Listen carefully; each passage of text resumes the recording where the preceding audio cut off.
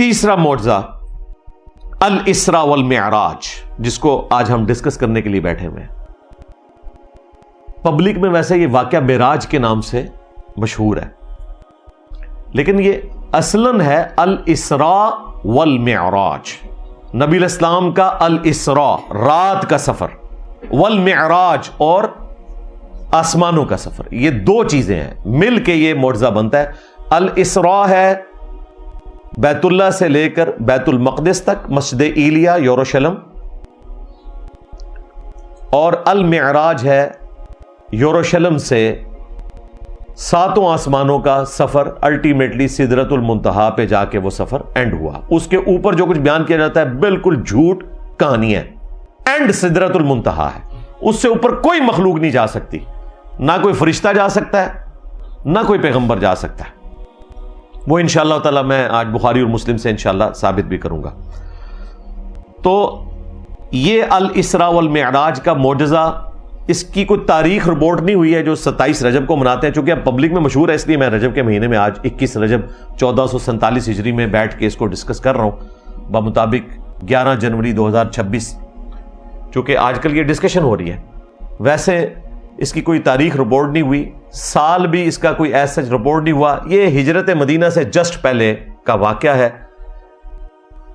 اور واقعہ طائف جو ہوا ہے، نبی علیہ السلام کو تکلیف اٹھانی پڑی سفر طائف میں، اس کے بعد کا واقعہ ہے۔ آپ علیہ السلام کی دلجوئی کے لیے اللہ تعالیٰ نے اتنا بڑا معجزہ آپ کے ساتھ کیا، الحمدللہ۔ اور ظاہر ہے یہ معجزہ تھا تو یہ جسمانی بھی تھا اور روحانی بھی تھا۔ اگر صرف یہ خواب کا ایکسپیرینس ہوتا پھر کافر بھی مان لیتے۔ کافروں نے انکار ہی اس لیے کیا کہ نبی علیہ السلام نے اس کا فزیکل دعویٰ کیا تھا۔ اس حوالے سے جو سیدہ عائشہ سلام اللہ علیہا کا قول پیش کیا جاتا ہے یا حضرت معاویہ رضی اللہ تعالیٰ عنہ کا قول پیش کیا جاتا ہے، وہ بالکل جھوٹی روایتیں ہیں، اصول محدثین پہ کوئی ثابت نہیں ہے کہ نبی علیہ السلام کو خواب میں معراج ہوئی۔ اگر ان روایتوں کو کسی نے صحیح ماننا ہے تو وہ خواب والی معراجیں تو بخاری مسلم میں بھی ثابت ہیں۔ آپ علیہ السلام کو کئی دفعہ خواب میں کئی مناظر دکھائے گئے ہیں، ایک دفعہ معراج نہیں ہوئی، کئی دفعہ ہوئی ہے۔ لیکن یہ الاسراء والمعراج، آپ کے رات کا سفر اور آسمانوں کا سفر، یہ قرآن پاک میں بھی رپورٹ ہوا اور صحیح الاسناد احادیث کے اندر بھی رپورٹ ہوا۔ یہ فزیکل آپ کا جسمانی پلس روحانی ایکسپیرینس ہے، صرف روحانی ایکسپیرینس نہیں ہے۔ نبی علیہ السلام کا یہ فزیکل ایکسپیرینس ہے، اور ظاہر ہے یہ معجزہ ہے، عقل کو عاجز کرنے والی چیز ہے، فزیکل فینومینا آف نیچر کو توڑنے والی چیز ہے۔ سائنٹیفکلی آپ اسے ریپروڈیوس نہیں کر سکتے، اور نہ اسے آئنسٹائن کی تھیوری آف ریلیٹیوٹی کے ساتھ جوڑ کے کوئی رزلٹ نکالنے کی کوشش کریں، بالکل یہ غلط ہے۔ علمی پوائنٹ نمبر 2، سورہ آل عمران میں اللہ تعالیٰ نے انبیاء کرام علیہم السلام سے جو عہد لیا تھا ان کی روحوں سے، اس کا ذکر کیا کہ میں جب کبھی بھی تمہیں نبوت اور حکمت دے کر بھیجوں اور پھر تمہاری موجودگی میں کوئی اور اللہ کا پیغمبر آ جائے تو تم نے اس پر ایمان بھی لانا ہے، اس کی مدد بھی کرنی ہے، اس کی تصدیق بھی کرنی ہے۔ اور پھر اتنا گاڑا فتویٰ آیا کہ اگر کوئی اس عہد سے پھرے گا تو اس کے لیے یہ وعید کا معاملہ ہوگا۔ سورہ ال عمران میں اللہ تعالیٰ نے واضح یہ چیز انبیاء کرام سے عہد کے طور پر لے لی تھی۔ اسی کی پریکٹیکل اپلیکیشن ہے کہ سیدنا یحییٰ علیہ السلام نے سیدنا عیسیٰ علیہ السلام کی تصدیق کی، کیونکہ دونوں ایک زمانے میں۔ ہمارے نبی علیہ السلام کے زمانے میں کوئی اور پیغمبر نہیں آیا، آپ خود آخری پیغمبر ہیں، لیکن اللہ تعالیٰ نے تمام انبیاء کو آپ کی وجہ سے یروشلم میں مسجد ایلیا بیت المقدس میں اکٹھا فرمایا۔ صحیح مسلم میں آتا ہے شب معراج کی رات آپ نے سب کی امامت فرمائی، اسی وجہ سے ہم آپ علیہ السلام کو امام الانبیاء بھی کہتے ہیں۔ اور اس عہد کی اس اعتبار سے تکمیل بھی ہوگی کہ تمام انبیاء نے آپ کے پیچھے نماز پڑھ کے آپ کی تصدیق کر دی۔ الاسراء یعنی رات کا سفر اور المعراج یعنی آسمانوں کا سفر، یہ دونوں قرآن میں رپورٹ ہوئے ہیں۔ الاسراء کے نام کے اوپر تو سورت ہے، سورۃ الاسراء، جسے سورہ بنی اسرائیل بھی کہتے ہیں، 15 نمبر پارہ سٹارٹ ہی اس سے ہوتا ہے. سبحان الذی اسری بعبدہ لیلا من المسجد الحرام الی المسجد الاقصی. پاک ہے وہ ذات جو لے گئی اپنے بندے خاص کو راتوں رات بیت اللہ سے بیت المقدس اقصی دور کی مسجد کی طرف، تاکہ وہ اپنے بندے خاص کو وہ نشانیاں دکھائے جو اس کی قدرت کی خاص نشانی ہے. وہ نبی اسلام نے آبزرو کی، وہ انشاءاللہ تعالی ہم آج ڈسکس بھی کریں گے. یہ رات کا سفر سورہ بنی اسرائیل کے سٹارٹ میں رپورٹ ہوا، اور ہوا اپنے بندے خاص کو. بندے خاص کو روحانی طور پر نہیں، روحانی پلس جسمانی طور پہ، ورنہ تو ہوتا کہ اپنے بندے کو خواب دکھائی، یہ نہیں آیا. بندے کو سیر کروائی تو ظاہر فزیکل سیر ہے. المعراج یعنی آسمانوں کا ذکر وہ سورۃ النجم میں آیا، جس کا کلائمیکس ہے فکان قاب قوسین او ادنا فاوحى الى عبده ما اوحى. انشاءاللہ اس کے اوپر میں تفصیل سے بعد میں ڈسکشن کرتا ہوں. صحیح بخاری میں کم از کم 3 احادیث ہیں جو تفصیلاً واقعہ معراج کو بیان کرتی ہیں. انٹرنیشنل نمبر کے مطابق 3887 اس پہ تو ہیڈنگ امام بخاری نے باندھی ہے واقعہ معراج کی. 3207 اور 7515 یہ تفصیلاً ہے. اور مسلم شریف کے اندر 37 احادیث ہیں 411 سے لے کر 447 تک. مشکات المصابیح کے اندر بھی ایک چیپٹر ہے معراج کا 5862 سے 5867 تک، اور اس کے جو باقی ٹاپکس ہیں وہ الگ سے چیپٹرز ہیں. دیدار الہی کا چیپٹر الگ سے ہے، معجزات کا چیپٹر الگ سے ہے. اور حافظ ابن کثیر نے جو تفسیر ابن کثیر لکھی ہے اس میں سورہ بنی اسرائیل کی سٹارٹ کی آیات کے کانٹیکسٹ میں وہ ساری حدیثیں آپ کو ایک جگہ مل جائیں گی. یہ میں ان لوگوں کے لیے بیان کر رہا ہوں کہ جو پڑھنے سے شغف رکھتے ہیں کہ وہ تفصیلاً ان چیزوں کو وہاں سے پڑھ لیں. باقی اس پہ اجماع امت ہے کہ یہ نبی علیہ السلام کا جسمانی پلس روحانی ایکسپیرینس ہے. جن لوگوں کو اس معاملے میں وہم لاحق ہوا ہے وہ اجماع امت سے ہٹ کے ہیں. خواب والی معراج الگ سے بخاری مسلم میں رپورٹ ہوئی ہے کئی مواقع کے اوپر. نبی علیہ السلام کو جنت بھی دکھائی گئی، جہنم بھی دکھائی گئی. اس کے ثبوت میں قرآن حکیم سے ایک آیت پیش کرتے ہیں جو لوگ اسے خواب ڈکلیئر کرتے ہیں. وہ کہتے ہیں جی سورہ بنی اسرائیل میں آیا وَمَا جَعَلْنَا الرُّؤْيَا الَّتِي أَرَيْنَاكَ إِلَّا فِتْنَةً لِلنَّاسِ. وہ کہتے ہیں قرآن میں آیا کہ یہ اے نبی علیہ السلام جو ہم نے آپ کو رؤیا دکھایا تھا تو اس کو ہم نے لوگوں کے لیے فتنہ آزمائش بنا دیا. تو کہتے ہیں جی رؤیا جو ہے وہ خواب کے لیے ورڈ یوز ہوتا ہے، تو قرآن میں تو اللہ تعالیٰ نے اسی سورہ بنی اسرائیل میں سے خواب ڈکلیئر کیا.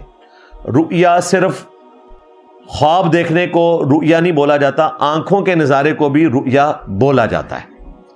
اسی آیت کو ہیڈنگ بنایا ہے امام بخاری نے صحیح بخاری میں، اور کم از کم 3 جگہ امام بخاری ابن عباس کا قول لے کر آئے ہیں. وہ یہی آیت پڑھتے تھے اور یہ کہتے تھے کہ نبی علیہ السلام نے جو یہ منظر دیکھا شب معراج وہ اپنے سر کی آنکھوں سے منظر دیکھا تھا، خواب میں نہیں دیکھا تھا. لہذا ابن عباس رضی اللہ تعالیٰ عنہ جو مفسر قرآن بھی ہیں انہوں نے اس آیت کی تشریح خود بیان کر دی. ویسے بھی لاجیکلی خواب کا معاملہ ہوتا تو مشرکین عرب کو بھی کوئی مسئلہ نہ ہوتا. خواب میں تو ہم بھی وہ کچھ دیکھتے ہیں بعض اوقات جو عام زندگی میں پاسبل نہیں ہے. یہ ہے ہی ایک فزیکل ایکسپیرینس تھا، اس لیے انہوں نے مذاق اڑایا، جس کے ثبوت میں وہ مشہور حدیث ہے المستدرک للحاکم میں، دلائل النبوہ امام بیہقی کی کتاب کے اندر بھی، المعجم الکبیر طبرانی کے اندر بھی موجود ہے کہ سیدنا ابوبکر الصدیق رضی اللہ تعالیٰ عنہ کے بارے میں ہماری ماں سیدہ عائشہ سلام اللہ علیہا کہتی ہیں کہ جب واقعہ معراج ہوا تو کئی مسلمان مرتد ہو گئے. جو کمزور ایمان والے تھے نا وہ تو تیار بیٹھے ہوتے ہیں نا، بس کوئی بہانہ ملے تو وہ سائڈ پہ ہو گئے. اسی موقع پر چند مشرکین حضرت ابوبکر کے پاس آئے اور کہا کہ دیکھو آج تمہارے ساتھی نے کیا بات کر دی ہے کہ وہ راتوں رات 40 دن کی مسافت پہ گیا اور رات کو واپس بھی آ گیا اور وہاں سے آسمانوں کا سفر. تو سیدنا ابوبکر سے انہوں نے پوچھا کہ کیا آپ اس کی تصدیق کرتے ہیں؟ بعض روایتوں میں آتا ہے کہ انہوں نے صرف پہلی کے طور پر پوچھا کہ اگر کوئی یہ دعویٰ کرے کہ جی ایک شخص ایک رات میں اتنا لمبا سفر طے کر کے واپس آ جائے، تو حضرت ابوبکر نے کہا یہ تو ناممکنات میں سے ہے. پھر انہوں نے کہا کہ تمہارا پیغمبر یہ دعویٰ کرتا ہے. تو سیدنا ابوبکر نے کہا کہ اگر میرے پیغمبر یہ بات کر رہے ہیں نا تو یہ کوئی بڑا دعویٰ نہیں ہے. میں تو اس سے بڑا دعویٰ مانتا ہوں کہ ان کے پاس اللہ کی طرف سے فرشتہ آتا ہے وحی لے کر. میں نے وہ فرشتہ نہیں دیکھا ہوا تو میں ان کی تصدیق کرتا ہوں. یہ دعویٰ تو بہت چھوٹا ہے اس کے مقابلے پر. یعنی اللہ کی طرف سے پیغام کا آنا یہ بڑا دعویٰ ہے بنسبت اس کے کہ کوئی شخص کہے کہ میں ایک رات میں 40 دن کا سفر کر کے واپس آ گیا. تو سیدہ عائشہ کے الفاظ ہیں کہ اسی تصدیق کی وجہ سے پھر حضرت ابوبکر کا لقب پڑ گیا صدیق، یعنی سچائی کی تصدیق کرنے والا سچا انسان. تو یہ تمام چیزیں اس بات کے اوپر گواہ ہیں کہ یہ معاملہ خواب کا نہیں تھا. اگر آپ اسے خواب مانیں گے پھر حضرت ابوبکر صدیق کا جو صدیق والا لقب ہے وہ بھی آپ فارغ کریں گے. یہ تو جڑا ہی اس کے ساتھ ہوا ہے کہ ایک فزیکل واقعہ جس کا کافروں نے مذاق اڑایا. خواب کا تو کوئی مذاق نہیں اڑاتا. خواب میں تو آپ نے بھی کئی بار اپنے آپ کو اڑتے ہوئے دیکھا ہوگا، بڑا تیز بھاگتے ہوئے دیکھا ہوگا، کئی ایک ایسے منظر دیکھے ہوں گے. کئی لوگ تو راتوں رات پرائم منسٹر بھی بن جاتے ہیں خواب کے اندر. تو اس طرح کے بہت مناظر لوگ دیکھتے ہیں،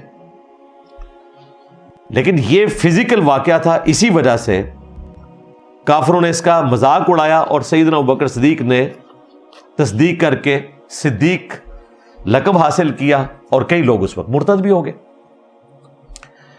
علمی پوائنٹ نمبر 3 جو سورہ بنی اسرائیل کے سٹارٹ میں آیا، لِنُرِيَهُ مِنْ آیَاتِنَا، ہم نے یہ سفر اس لیے کروایا تاکہ آپ کو اپنی قدرت کی بڑی بڑی نشانیاں دکھائیں. اب وہ نشانیاں بہت زیادہ ہیں جو رپورٹ ہوئی ہیں صحیح بخاری اور صحیح مسلم کے اندر. میں وہ ساری انشاءاللہ تعالی مختصر وقت میں کور کروں گا، لیکن یہ جو حدیث ہے بخاری اور مسلم دونوں میں واقعہ معراج والی، میں یہ چاروں ورڈ بائی ورڈ پڑھ کے آپ کو سناؤں. اس کا ٹیسٹ بھی اسی صورت میں ہے کہ میں اسے ورڈ بائی ورڈ پڑھوں تاکہ آپ کو اس حوالے سے ہر چیز کلیئر ہو جائے. صحیح بخاری میں تفصیلاً 3 موقع کے اوپر یہ حدیث آئی ہے، 3887، 3207 اور 7515. اور صحیح مسلم میں تو میں نے بتایا 37 احادیث ہیں، 411 سے لے کر 447 تک. یہ متفقن علیہ حدیث ہے سیدنا انس ابن مالک سے. ورڈ بائی ورڈ میں پڑھ کے آپ کو سناتا ہوں. وہ روایت کرتے ہیں سیدنا مالک بن صعصع سے کہ نبی صلی اللہ علیہ وآلہ وسلم نے شب معراج کے متعلق انہیں بتایا کہ میں حتیم میں لیٹا ہوا تھا، وہ جو ایکسٹینڈڈ پورشن ہے خانہ کعبہ کا، چھوٹی سی دیوار بنی ہوئی. اور بعض روایتوں میں آیا کہ ہجر میں لیٹا ہوا تھا کہ اچانک ایک آنے والا میرے پاس آیا تو اس نے میرا سینہ چاک کیا، میرا دل نکالا، پھر میرے پاس ایمان سے بھرا ہوا سونے کا ایک تشت لایا گیا، میرے دل کو دھویا گیا اور پھر اسے بھر دیا گیا، پھر اسے واپس اپنی جگہ پر رکھ دیا گیا، پھر میرے دل کو آب زمزم سے بھی دھویا گیا اور اس میں ایمان اور حکمت بھر دیا گیا. یہ دوسری روایت میں آیا ہے، وہ امام بخاری نے سب کچھ ایک جگہ جمع کر دیا.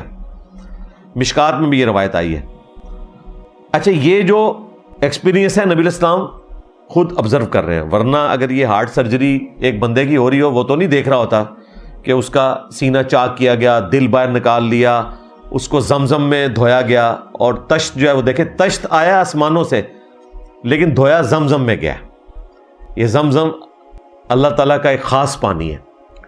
اور پھر نبی الاسلام کا سینہ مبارک دوبارہ سے سی دیا گیا. اور یہ واقعہ آپ کے ساتھ شق و صدر والا یہ 3 موقع پہ ہوا ہے. 12 سال کی عمر میں بھی ہوا، وہ بھی صحیح مسلم میں رپورٹ ہوا ہے، جب آپ کے جو رضائی بہن بھائی تھے انہوں نے رونا شروع کر دیا کہ ہمارے بھائی کو کسی نے قتل کر دیا. اس وقت بھی حضرت جبرائیل علیہ السلام آئے تھے اور انہوں نے آپ کا سینہ چاک کیا تھا اور دل کو دھویا تھا. اب یہ انبیاء ایکسپیرینس کر رہے ہوتے ہیں، یہ بھی معجزانہ معاملہ ہے، یہ فزیکل وہ والا نہیں ہے جو باقی لوگوں کے ساتھ ہوتا ہے. اگرچہ ان کے ساتھ فزیکل ہوا ہے لیکن اس کے ساتھ ایک روحانی تعلق جڑا ہوا ہے. عام آدمی کے ساتھ ہو تو دل باہر نکالتے ہی بندہ فارغ ہو جائے گا. جس بندے کا دل نکالا گیا وہ یہ سب کچھ دیکھ رہا ہے، یہ سارا ایکسپیرینس دیکھ رہا ہے اور اسے تکلیف بھی نہیں ہو رہی اس کی، ورنہ نبی علیہ السلام ذکر کرتے کہ میں بڑی تکلیف سے گزرا ہوں. یہ سب کچھ معجزانہ طور پر ہو رہا تھا.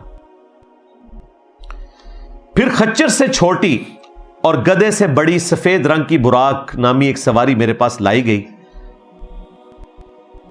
اس کی نظر جہاں تک پڑتی تھی وہاں اس کا قدم پڑتا تھا. پھر مجھے اس پر سوار کیا گیا. جبرائیل علیہ السلام مجھے ساتھ لے کر چلے حتیٰ کہ وہ آسمان دنیا پر پہنچے تو انہوں نے دروازہ کھولنے کے لیے کہا. ان سے پوچھا گیا آپ کون ہیں؟ انہوں نے کہا جبرائیل. پوچھا گیا اور آپ کے ساتھ کون ہے؟ انہوں نے کہا محمد صلی اللہ علیہ وآلہ وسلم. پوچھا گیا کیا انہیں بلایا گیا ہے؟ انہوں نے فرمایا ہاں. تو انہوں نے کہا خوش آمدید اور تشریف لانے والے کتنے ہی اچھے ہیں. دروازہ کھول دیا گیا. جب میں وہاں پہنچا تو میں نے وہاں آدم علیہ السلام کو دیکھا. پہلے آسمان کے اوپر آدم علیہ السلام سے ملاقات ہوئی ہے. جبرائیل نے مجھے بتایا یہ آپ کے والد آدم ہیں، انہیں سلام کریں. میں نے انہیں سلام کیا، انہوں نے سلام کا جواب دیا. یہ ایٹیکیٹس بھی سکھائے جا رہے ہیں امت کو پیغمبر کے ذریعے. ظاہر ہے پیغمبر نے تو یہ کرنا تھا لیکن نبی علیہ السلام چونکہ ایک بڑے ایکسٹراڈنری ایکسپیرینس سے گزر رہے تھے لہٰذا آپ صلی اللہ علیہ وآلہ وسلم اپنی طرف سے کچھ نہیں کرنا چاہتے تھے. جو حضرت جبرائیل ان کو کہہ رہے تھے وہ کچھ کرتے جا رہے تھے. سلام کا جواب ملا حضرت آدم علیہ السلام سے. پھر انہوں نے فرمایا صالح بیٹے اور صالح نبی خوش آمدید. پھر جبرائیل مجھے اوپر لے کر گئے حتیٰ کہ وہ دوسرے آسمان پر پہنچے. انہوں نے دروازہ کھولنے کے لیے کہا. پوچھا گیا کون؟ انہوں نے فرمایا جبرائیل. پوچھا گیا آپ کے ساتھ کون؟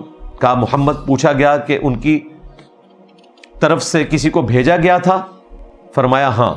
یعنی وہی بات ریپیٹ ہوئی کہ یہ مہمان بن کر آئے، خود نہیں آئے. خوش آمدید، آنے والے کتنے ہی اچھے ہیں. دروازہ کھول دیا گیا. جب میں وہاں پہنچا تو یحییٰ اور عیسیٰ علیہ السلام سے ملاقات ہوئی. یہ دونوں خالہ زاد ہیں، یہ بھی نبی علیہ السلام نے ذکر کیا. حضرت یحییٰ نے تصدیق کی تھی عیسیٰ ابن مریم کی. سیدنا یحییٰ بن زکریا علیہ السلام، جان دا بیپٹسٹ کرسچنز کے ہاں انہیں کہا جاتا ہے اور کرسچنز کے ہاں آخری پیغمبر یہی ہیں. عیسیٰ ابن مریم کو تو پیغمبر نہیں مانتے، وہ تو گاڈ مانتے ہیں ان کو. اور یحییٰ بن زکریا کے بعد جس نے بھی دعوی پیغمبری کیا اس کو وہ اینٹی کرائسٹ کہتے ہیں. اور یہی وہ چیز تھی جو میں بیان کر رہا تھا تو انہوں نے پکڑ کے ایک فتویٰ بنا دیا، ایک پیورلی دینی مسئلہ. خیر وہ انشاءاللہ تعالی یہ سب جوڈیسی معاملہ حل ہو جائے تو پھر میں مزید نظراتی کونسل کی کلاس لوں گا انشاءاللہ. ان کا علمی لیول تو پتہ چل چکا ہے. اچھا جی، اسی طریقے سے تیسرے آسمان کے اوپر بھی وہی ایپیسوڈ ریپیٹ ہوا. پوچھا گیا، بتایا گیا اور پھر جبرائیل علیہ السلام نے تیسرے آسمان کے اوپر جب دروازہ کھولا تو حضرت یوسف علیہ السلام سے ملاقات ہوئی. تو آپ علیہ السلام کو کہا کہ یوسف کو سلام کریں، تو سلام کیا تو حضرت یوسف علیہ السلام نے جواب دیا اور کہا کہ صالح بھائی اور صالح نبی خوش آمدید. بیٹے کا ورڈ صرف حضرت آدم علیہ السلام نے استعمال کیا، باقی سب نے کہا ہے بھائی اور نبی. پھر چوتھے آسمان کا ذکر ہوا، اس میں بھی یہ الفاظ ریپیٹ ہیں اور وہاں پر حضرت ادریس علیہ السلام سے ملاقات ہوئی. پھر پانچویں آسمان پر ملاقات ہوئی سیدنا ہارون علیہ السلام سے اور چھٹے آسمان کے اوپر سیدنا موسیٰ علیہ السلام سے. یہ میں ٹائم بچانے کے لیے وہ سارے الفاظ جو ہے ریپیٹ نہیں کر رہا کیونکہ وہ الفاظ سیم وہی ہیں، لیکن یہاں پہ ایک ایکسٹراڈنری واقعہ ہوا. موسیٰ علیہ السلام نے کہا کہ صالح بھائی اور صالح نبی کو خوش آمدید. جب میں ان سے آگے بڑھا یعنی ساتویں آسمان کے لیے تو موسیٰ علیہ السلام رونے لگے. ان سے پوچھا گیا آپ کیوں رو رہے ہیں؟ انہوں نے کہا کہ میں اس لیے روتا ہوں کہ یہ نوجوان میرے بعد مبعوث کیا گیا اور اس کی امت جنت میں جانے والے افراد میری امت کے جنت میں جانے والے افراد سے بہت زیادہ ہوں گے. یعنی موسیٰ علیہ السلام خود صاحب امت ہیں، 12 لاکھ کا تو لشکر لے کے نکلے ہیں، لیکن یہ امت جو ہے آج دیکھ لیں ماشاءاللہ 2.25 ارب کے قریب مسلمان.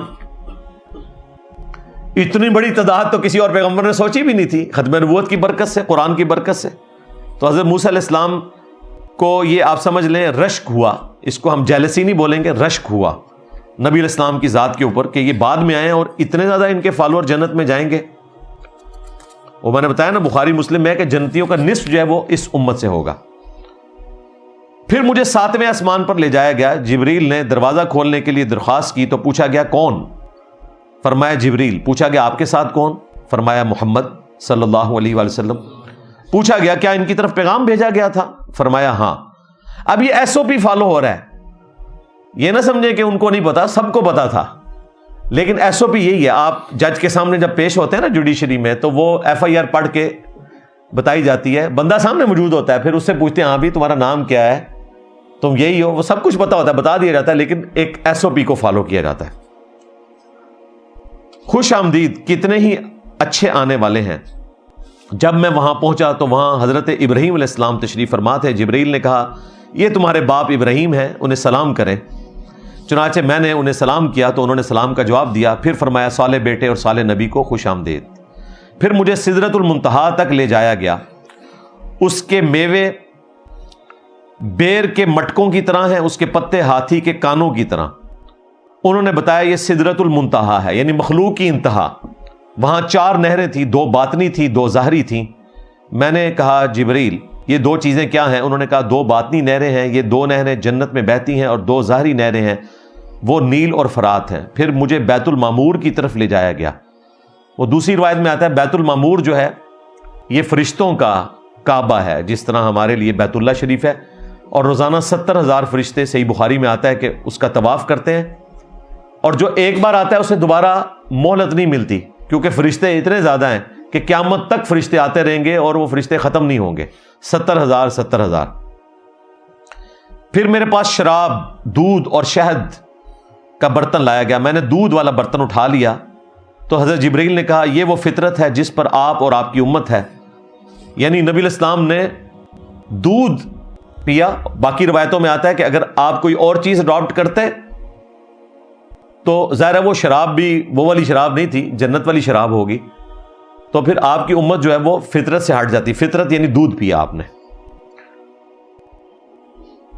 پھر مجھ پر دن میں 50 نمازیں فرض کی گئیں. میں واپس آیا اور موسیٰ علیہ السلام کے پاس سے گزرا تو انہوں نے پوچھا آپ کو کیا ملا؟ میں نے کہا کہ ہر روز 50 نمازیں. انہوں نے فرمایا آپ کی امت ہر روز 50 نمازیں پڑھنے کی طاقت نہیں رکھے گی. اللہ کی قسم میں آپ صلی اللہ علیہ وآلہ وسلم سے پہلے لوگوں کا تجربہ کر چکا ہوں، اور بنی اسرائیل کا مجھے سخت تجربہ ہو چکا ہے. اپنے رب کے پاس دوبارہ جائیں اور اپنی امت کے لیے تخفیف کی درخواست کریں. یہ نبی علیہ السلام پھر بار بار گئے ہیں اللہ تعالیٰ کے پاس، لیکن اس میں یہ ذکر نہیں ہے کہ اللہ تعالیٰ کو دیکھا. اللہ تعالیٰ کے ساتھ ملاقات ہو رہی ہے، اور ملاقات کے لیے دیکھنا شرط نہیں. میں اس ٹاپک کو انشاءاللہ اینڈ پہ علمی پوائنٹ نمبر 5 میں ڈسکس کر لوں گا. پھر 10 کم کر دی گئیں. پھر میں موسیٰ علیہ السلام کے پاس آیا، انہوں نے پھر وہی بات کی. پھر میں واپس گیا، پھر 10 نمازوں کی تخفیف ہوئی. یوں کرتے کرتے الٹیمیٹلی 5 رہ گئی. پھر بھی موسیٰ علیہ السلام نے کہا کہ نہیں یہ 5 بھی زیادہ ہیں، ایک پھیرا ہی رہ گیا سیجے، کام مک جانا سی. لیکن نبی علیہ السلام نے کہا کہ میں اپنے رب سے تخفیف نماز کے لیے اتنی مرتبہ سوال کر چکا ہوں، اب مجھے حیا آتی ہے کہ میں واپس جاؤں. میں اپنے رب سے راضی ہوں اور اسی کو تسلیم کرتا ہوں. کاش امت بھی حیا کرے اور اپنے نبی کی لاج رکھے اور 5 وقت کی نماز پڑھ لے. جب میں وہاں سے چلا تو آواز دینے والے نے آواز دی کہ میں نے 5 نمازوں کا اپنا فریضہ جاری کر دیا اور اپنے بندوں پر تخفیف فرما دی. تخفیف یہ کی کہ 50 سے 5 ہوگی. اور دوسری روایت میں بخاری مسلم میں آتا ہے کہ پڑھو گے 5 لیکن ثواب 50 کا ملے گا، کیونکہ سورۃ الانعام میں آیا کہ ایک نیکی 10 کے برابر ہے. تو 5 ملٹیپلائڈ بائی 10 ثواب آپ کو 50 کا ملے گا. اللہ تعالیٰ نے اپنی بات بھی رکھ لی اور نبی علیہ السلام کی سفارش بھی قبول کر لی. ہمارے لوگ اب اس واقعے میں سے نکالتے ہیں جی حضرت موسیٰ علیہ السلام فوت ہو چکے تھے تو مدد کی. اس سے یہ ثابت ہوتا ہے کہ جو بندہ فوت ہوا ہوا ہے آپ اسے مدد مانگ سکتے ہیں. یعنی کامن سینس بھی ان لوگوں میں نہیں ہے. بھائی موسیٰ علیہ السلام فزیکلی نبی علیہ السلام کو ملے تھے اور انہوں نے مشورہ دیا، نبی علیہ السلام نے اس مشورے پر عمل کیا. آپ کو بھی اگر حضرت داتا اجمیری صاحب یا حضرت غوث پاک فزیکلی ملیں کہیں پر اور کوئی مشورہ دیں تو آپ اس مشورے پہ عمل کریں. یہ تو نہیں ہو سکتا کہ آپ یہاں سے بغداد کال کریں کہ غوث پاک 2 بوتلاں بھیج دو ٹھنڈیاں. یہ ہو سکتا ہے؟ مجھے بتائیں اس واقعے کا اس سے کیا تعلق ہے؟ جی غیر اللہ سے مدد، فوج شدگان سے مدد. بھائی فوج شدگان اگر فزیکلی آپ کے سامنے آ جائیں تو بالکل مدد مانگیں. وَتَعَاوَنُوا عَلَى الْبِرِّ وَالتَّقْوَى وَلَا تَعَاوَنُوا عَلَى الْإِثْمِ وَالْعُدْوَانِ. نیکی اور پرہیزگاری کے کاموں میں ایک دوسرے کی مدد کرو اور برائی کے کاموں میں اور سرکشی کے کاموں میں ایک دوسرے کی مدد نہ کرو. ایسا ہوگا نہیں آپ کے ساتھ، یہ تو معجزہ تھا جو کچھ ہوا، لیکن اگر ہو جائے تو آپ بے شک مدد مانگ لیجئے گا. اور پہلے آپ نے پتا کیا کام کروانا ہے غوث پاک سے یا داتا صاحب سے. اور یہ غوث پاک داتا صاحب بقول ان کے، ہمارا تو غوث بھی اللہ ہے، داتا بھی اللہ ہے. ان سے کہنا ہے کہ حضرت یہ جو یوٹیوب کے اوپر گستاخانہ ویڈیوز رکھی ہوئی ہیں نا، یہ ذرا نگاہ مار کے ڈیلیٹ کر دینا. تو آڑی تے لیزر ہی بڑی تیز ہے، تسی تے مریض ساڑیا ہوا ہے لوٹے کی ٹوٹی سیدھی نہ ہونے کے اوپر. تو مہربانی کرو ذرا یوٹیوب دیا ہارڈ ڈسک ساڑ دیو. یہ کام کروانا ہے، میرا بھی ایک چھوٹا سا کام کرا دیو. ہاں میں بھی مان لواں گا. کہانیاں بنائی ہوئی ہیں. اس طرح ہوتا ہے دنیا میں، دنیا بقدر ایفرٹ ہے. اور دیکھیں وہ بابا جی خادم رضوی صاحب بھی جناب امت مر جائے، گستاخیاں بھی ہوندیاں نے، امت زندہ. میں کہا بابا جی بابے کیوں نہ مر جان؟ امت کے پاس تو اختیار ہی کوئی نہیں ہے. بابے لیزر مارتے تھے آنکھوں سے، آج بابے کدھر مر گئے ہیں؟ یوٹیوب سے ڈیلیٹ کریں نا ویڈیوز، کیونکہ ان کا دعویٰ ہے کہ یہ کرتے ہیں. تو کہو کہ بابے مر جائے. کیا انہوں نے اپنے نبی کا کلمہ نہیں پڑھا؟ انہوں نے نبی کے ساتھ غداری کرنی، وفاداری نہیں کرنی؟ ان کو اپنے نبی کی شفاعت نہیں چاہیے بابوں کو قیامت کے دن کہ پھینٹی لوانی نے اپنی؟ تو اختیار ہے ہی کوئی نہیں. تو یہ بات کریں گے کہ جی اللہ تعالیٰ کیوں نہیں کر لینا، اس پاسے ٹر پیندے نے. بھائی اللہ نے دنیا کو بقدر ایفرٹ رکھا ہوا ہے. اللہ نے ابرا کے لشکر کو ایک ہی دفعہ تباہ کیا ہے، اس سال کو یادگار بنانے کے لیے جس سال نبی الاسلام پیدا ہوئے. اس کے بعد کعبہ کئی دفعہ تباہ ہوا ہے. یزید پلید کے دور میں آگ لگ گئی، غلاف کعبہ جل گیا، دیوار ڈیمیج ہو گئی. حجاج ابن یوسف نے منجنیق سے پتھر پھینک کے عبداللہ ابن زبیر کو شہید کرنے کی خاطر کعبے کو نقصان پہنچایا. یہ دونوں واقعات صحیح مسلم میں رپورٹ ہوئے ہیں، کہانی شریف میں نہیں ہوئے. اور بخاری مسلم میں تو اس سے اگلا ورژن ہے کہ قرب قیامت میں ایک پتلی ٹانگوں والا حبشی کعبے کی اینٹ سے اینٹ بجا دے گا، تباہ و برباد کر دے گا، مسمار کر دے گا کعبے کو. نبی علیہ السلام خود بتا کے گئے ہیں کہ کوئی کعبے کی حفاظت اللہ نے نہیں کرنی، کیونکہ دنیا بقدر ایفرٹ ہے. وہ ابرا کے لشکر سے ایک دفعہ بچایا تاکہ اس سال کو یادگار بنایا جائے. الم تر کیف فعل ربک باصحاب الفیل جو ذکر آیا سورۃ الفیل میں. بس دیٹس آل. اب تو ڈیوٹیاں بابوں کی ہیں. بابے کتنے جے؟ ہاں میرے نبی سا ہے ہی کوئی نہیں، تیرے بابے تھے شے ہی کوئی نہیں. دیکھیں نبی علیہ السلام نے ہر چیز آپ کو کرسٹل کلیئر بتا دی ہے کہ کعبہ تو تباہ کرے گا ایک حبشی، تاکہ میرے کسی امتی کو وام نہ آئے کہ نگاہ مار کے کوئی کچھ کر سکتا ہے اور دھوکہ دینے کی کوئی کوشش کرے. کلیئر کٹ بتا دیا. اور پھر واقعات ہوئے میں یزید پلید کا واقعہ، حجاج ابن یوسف پلید کا واقعہ، یہ فزیکلی ہو چکے ہیں. بابے کدھر ہے؟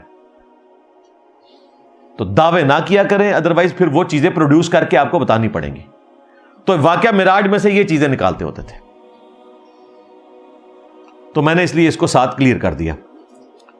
پھر کہتے ہیں جی وہ دیکھیں جی موسیٰ علیہ السلام جو ہے وہ وہاں پہ آسمانوں پہ بھی تھے. اور صحیح مسلم میں آتا ہے کہ نبی علیہ السلام نے شب معراج ہی، صحیح مسلم میں 2 حدیثیں ہیں، سفر کے دوران سرخ ٹیلے کے پاس اپنی قبر میں انہیں نماز پڑھتے ہوئے دیکھا.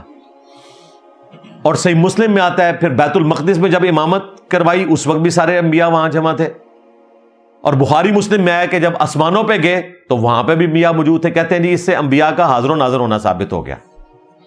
بھئی یہ سب کچھ روحانی ایکسپیرینس تھا، اس کا موڈ برزخی ہے، یہ فزیکل نہیں ہے. بھائی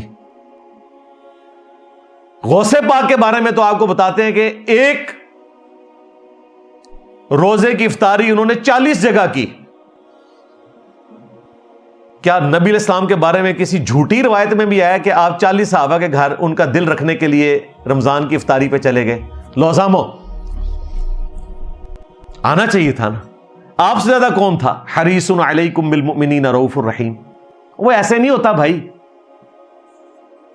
رہا انبیاء اکرام کا دنیا سے جانے کے بعد یہ روحانی ایکسپیرینس کہ موسیٰ علیہ السلام اپنی قبر میں بھی موجود ہیں، اس کے بعد بیت المقدس میں بھی موجود، اور پھر آسمانوں میں بھی، وہ یہ ایک فزیکل ورلڈ کی چیز ہی نہیں ہے، جسم کے ساتھ اس کا کوئی لینا دینا اس اعتبار سے نہیں ہے، اس جسم کے ساتھ جو موت سے پہلے کا ہے۔ ہاں، موت کے بعد جو معاملات ہیں وہ بالکل روحانی معاملات ہیں، اور وہ فزیکل فینامنا آف نیچر کو توڑنے والے ہیں۔ نبی علیہ السلام کا واقعہ معراج کا ایکسپیرینس جسمانی پلس روحانی ہے، لیکن اس کا موڈ برزخی ہے۔ ورنہ مجھے بتائیں، یروشلم میں جب نبی علیہ السلام نے بیت المقدس میں امامت کی، ٹیمپل ماؤنٹ ابھی بھی موجود ہے نا، 1,00,000 بندہ تو اس وقت بھی وہاں نہیں آتا پورا، دیکھ لیں کتنی ساری جگہ ہے وہ۔ تو 1,00,000 انبیاء کیسے بیت المقدس میں پورے آئے؟ روحانی ایکسپیرینس تھا۔ اور 1,00,000 بندہ اگر ایک رات کسی سٹی میں آئے تو پورے شہر کے اندر ہلچل نہیں مچ جائے گی، کسی کو پتہ بھی نہیں چلا، کیونکہ وہ برزخی موڈ میں سارا واقعہ ہو رہا تھا۔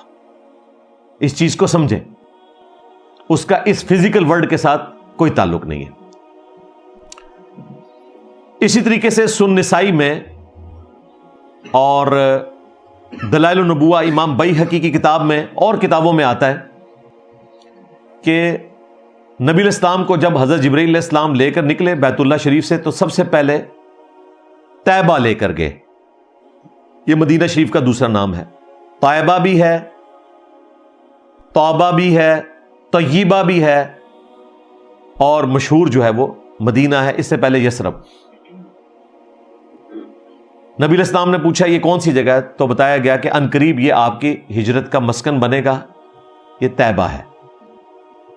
پھر وہاں پہ آپ علیہ السلام نے 2 رکعت نماز پڑھی۔ پھر آپ صلی اللہ علیہ وآلہ وسلم کوہ طور کے پاس سے گزرے، وہاں پر سٹے کروایا گیا، اور بتایا گیا کہ یہاں حضرت موسیٰ علیہ السلام کے ساتھ اللہ تعالیٰ ہم کلام ہوئے تھے۔ اس کے بعد پھر بیت اللحم لے جایا گیا، جہاں حضرت عیسیٰ علیہ السلام کی پیدائش ہوئی تھی، بیت المقدس میں۔ ہر جگہ 2-2 رکعت نفل پڑھوائے گئے، یہ چیز بتانے کے لیے کہ جن جگہوں کو انبیاء کے ساتھ نسبت ہو وہ اللہ کے نزدیک بابرکت جگہ ہوتی ہیں۔ لہٰذا اس حدیث میں امام ابن تیمیہ کا رد ہو گیا، جو انہوں نے اقتداء الصراط المستقیم میں لکھا تھا کہ انبیاء کی جگہوں کو تلاش کرنا، خصوصاً نبی علیہ السلام کے حوالے سے، کہ ابن عمر جو ہے وہ ان جگہوں کو تلاش کر کے، بخاری میں آتا ہے نا کہ ان جگہوں پہ نماز پڑھتے تھے جہاں سفر حج میں نبی علیہ السلام نے نماز پڑھی تھی۔ حتیٰ کہ مسجد میں ایک جگہ نماز نہیں پڑھی، انہوں نے ایک ٹیلے کے پاس نماز پڑھی کہ نبی علیہ السلام نے اس جگہ پہ نماز پڑھی تھی، مسجد تو بعد میں بنی۔ اور مسند احمد میں آتا ہے ایک جگہ انہوں نے پیشاب کیا، اور وہ انہوں نے جگہ یاد رکھی ہوئی تھی کہ یہاں نبی علیہ السلام نے پیشاب کیا تھا۔ تو اس عمل کے اوپر گرفت کی ابن تیمیہ نے، اور کہا کہ یہ تو ابن عمر کی بدعت ہے، اگر یہ کوئی نیکی کا کام ہوتا تو خلفائے راشدین کر لیتے، نعوذ باللہ من ذالک۔ تو ان کے رد پہ میں نے یہ والی حدیث پیش کی تھی کہ یہ حدیث اس بات کا ثبوت ہے کہ انبیاء کی جگہوں کی رسپیکٹ کرنا نبی علیہ السلام نے بھی کی ہے، حضرت جبرائیل علیہ السلام نے بھی کروائی ہے، عبداللہ بن عمر کا یہ رسپیکٹ کرنا سنت کے بالکل مطابق ہے۔ اسی طریقے سے بخاری مسلم میں آتا ہے نبی علیہ السلام کو شب معراج دجال بھی دکھایا گیا، عیسیٰ ابن مریم بھی دکھائے گئے طواف کعبہ کرتے ہوئے، اور پھر داروغ جہنم مالک کے ساتھ بھی ملاقات ہوئی۔ نبی علیہ السلام کہتے ہیں وہ میرے پیچھے کھڑے تھے، مجھے جبرائیل نے کہا یہ آپ کے پیچھے جہنم کا داروغہ کھڑا ہے، مالک اس کو سلام کرے۔ تو حضور کہتے ہیں میں جب پیچھے مڑ کے اس کی طرف متوجہ ہوا تو اس سے پہلے کہ میں اسے سلام کرتا اس نے خود مجھے سلام کیا، تو پھر میں نے اس کے سلام کا جواب دیا۔ سلام ہے جی حضرت مالک کو، ڈیو ریسپیکٹ دی پروفٹ کو صلی اللہ علیہ وآلہ وسلم۔ بخاری مسلم میں حدیث ہے کہ جب نبی علیہ السلام سفر معراج سے واپس آئے تو کافروں نے آپ علیہ السلام سے سوال پوچھنے شروع کر دیے کہ اچھا آپ رات کو بیت المقدس گئے تھے، بتائیں بیت المقدس کے کتنے دروازے ہیں، بار بلڈنگ کو کون سا رنگ ہوا ہوا ہے، کتنی سیڑھیاں ہیں۔ اب جو بندہ زندگی میں ایک دفعہ گیا ہے وہ یہ چیزیں تو نہیں نوٹ کرتا۔ میں نے اپنی اکیڈمی کی سیڑھیاں پچھلے 5 سالوں میں سینکڑوں دفعہ چڑھی ہیں، اگر آپ مجھ سے پوچھیں کتنی سیڑھیاں تو میں تو نہیں بتا سکتا، اور نبی اسلام تو گئے ایک دفعہ تھے۔ تو آپ فرماتے ہیں کہ میں جواب نہیں دے سکا تو کافروں نے مجھے جھٹلانا شروع کر دیا اور میں اتنا پریشان ہوا کہ میں اعلان نبوت کے بعد کبھی اتنا پریشان نہیں ہوا تھا کہ میں ان کو جواب نہیں دے پا رہا اور یہ میرا مذاق اڑائیں گے. اتنے میں اللہ تعالیٰ نے یروشلم پورے کا پورا اٹھا کے میری نگاہوں کے سامنے کر دیا. بخاری مسلم کے الفاظ ہیں کہ میں کعبے میں کھڑا تھا اور ایک ایک چیز مجھے فزیکلی نظر آ رہی تھی. وہ جو مجھ سے پوچھتے جاتے تھے میں بتاتا جاتا تھا. پھر بھی گل منی کوئی نہیں انہوں نے. ہاں تیرے ہوتے جنم لیا ہوتا, رفع الیدین پھر بھی نہ کرتا. یہ وہی بات ہے. لیکن نبی علیہ السلام کا معجزہ بہرحال ظاہر ہوا. اسی طریقے سے بخاری مسلم میں آتا ہے آپ کو جنت دکھائی گئی, جہنم دکھائی گئی. اور ابو داؤد میں وہ مشہور حدیث ہے جو آپ نے غیبت کرنے والوں کا عذاب دیکھا کہ ان کے لوہے کے ناخن ہیں اور اپنے جسموں کو چھیل رہے ہیں. اس قسم کے کئی مناظر آپ کو شب معراج دکھائے گئے. صحیح مسلم میں آتا ہے آپ کو شب معراج 3 تحفے اللہ تعالیٰ نے دیے. ابن مسعود کہتے ہیں نمبر 1 5 نمازوں کا تحفہ. نمبر 2 سورۃ البقرہ کی آخری 2 آیات آمن الرسول بما انزل الیہ من ربہ والمؤمنون. یہ اتنی بابرکت آیات ہیں کہ یہ شب معراج نازل ہوئی ہیں, اس فزیکل ورلڈ میں نہیں نازل ہوئی. بخاری مسلم میں حدیث ہے جو رات کو سونے سے پہلے یہ 2 آیات پڑھ لے تو ہر چیز سے اسے کفایت کر جائیں گی. یہ ہمارے صبح شام کے وظیفے میں بھی میں نے بلو کارڈ میں ڈالی ہوئی ہیں. اور تیسرا تحفہ کہ آپ کا جو امتی اس حال میں دنیا سے گیا کہ اس نے شرک نہ کیا تو اس کی مغفرت کی گارنٹی ہے. یہ شب معراج تیسرا تحفہ ملا. لیکن یہ کوئی آسان کام نہیں ہے, ہاں ذہن میں رکھیے گا. شرک سے آزاد ہونا, کیونکہ امت کی اکثریت جو ہے وہ اس قسم کی ایکٹیویٹیز میں مبتلا ہے. وہ الگ سے ایک ٹاپک ہے. مجھے تم سے شرک کا خوف نہیں. بخاری مسلم کی حدیث میں نے اس کی تشریح بیان کی ہے, وہ آپ دیکھ لیجئے گا. بہرحال گارنٹی ہے جو شرک نہ کرتا ہو اس کے لیے مغفرت کی بشارت ہے. بخاری مسلم میں حدیث ہے اللہ تعالیٰ نے ہر نبی کو ایک دعا دی تھی, اس نے دنیا میں کر لی اور وہ مقبول دعا تھی. نوح علیہ السلام نے کی, ان کی قوم برباد ہو گئی. میں نے اپنی دعا اپنے حصے کی سنبھال کے رکھی ہے. میری دعا سے قیامت والے دن میرے ہر امتی کو نفع پہنچے گا سوائے اس کے کہ جس نے شرک کیا ہوا. تو یعنی پوری امت کے لیے شفاعت ہے سوائے مشرک کے. اسی لیے میں کہتا ہوں شرک is the most sensitive issue in the sight of اللہ. صحیح مسلم میں حدیث ہے کہ جس کے جنازے میں 40 ایسے بندے شریک ہوں جو شرک نہ کرتے ہوں, اللہ تعالیٰ ان کی شفاعت اس بندے کے حق میں قبول کر لے گا, اس کی مغفرت ہو جائے گی. یہ بڑی خوش نصیبی والی بات ہے. اب مجھے بتائیں جنازہ کون پڑھتا ہے؟ مسلمان. تو یہ کہنے کی ضرورت کیوں پڑی کہ 40 ایسے بندے شریک ہوں جو شرک نہ کرتے ہوں؟ اسی لیے ضرورت پڑی کہ کلمہ گو مسلمان بھی مشرک ہو سکتا ہے. کافر نہیں ہم اسے بولتے, لیکن کلمہ گو مشرک ہو سکتا ہے. تو یہ ہماری خواہش ہونی چاہیے کہ ہمارے جنازے میں ایسے لوگ شریک ہوں جو شرک نہ کرتے ہوں. ہمارے دونوں استاد, بلکہ تینوں استاد, میں نے تینوں کا جنازہ پڑھا ہے. ہزاروں لوگ تھے اور اس میں الحمدللہ ہزاروں ایسے تھے جن کی توحید 24 کیرٹ سونا تھی. 24 کیرٹ سونا. ڈاکٹر اسرار صاحب رحمہ اللہ تعالی, اس کے بعد مولانا اسحاق صاحب رحمۃ اللہ تعالی, اور شیخ زبیر لیزئی رحمہ اللہ تعالی. تینوں کے جنازوں میں ہزاروں لوگ تھے اور موحدین تھے. بڑی خوش نصیبی والی بات ہے بھائی. بڑا جنازہ تو اور لوگوں کا بھی ہوا ہے, لیکن بابوں کو پکارنے والے اس میں شامل ہوتے ہیں. ایک اللہ کے پکارنے والے کسی کے جنازے میں ہزاروں کی تعداد میں ہوں تو بہت بڑی خوش نصیبی ہے. صحیح بخاری میں ہے کہ سدرۃ المنتہا پہ مجھے لے جایا گیا, حتیٰ کہ میں نے قلم چلنے کی آواز بھی سنی. جو لوح محفوظ پہ قلم چلتی ہے اس کی آواز بھی سنی, اور یہ آپ کا آخری مقام تھا. اس کے اوپر آپ نہیں گئے. یہ جھوٹ مشہور ہے جو ہمارے بریلوی اور دیوبندی علماء بیان کرتے ہیں کہ اللہ تعالیٰ کے عرش پہ نبی علیہ السلام چلے گئے, پھر اس میں مزید نمک مرچ ڈالتے ہیں وہ, اور کہتے ہیں کہ جی وہ نبی علیہ السلام جوتیوں سمیت چلے گئے, جوتیاں اتارنے لگے تو اللہ تعالیٰ نے فرمایا کہ نہیں جوتیاں اتارنے کی ضرورت نہیں ہے, جوتیوں سمیت آئیں. یہ اتنی بڑی گپ ہے کہ احمد بریلوی صاحب نے احکام شریعت میں خود لکھا ہے کہ یہ محض جھوٹ اور باطل ہے کہ نبی علیہ السلام جو ہے وہ عرش پہ جوتیوں سمیت گئے ہیں.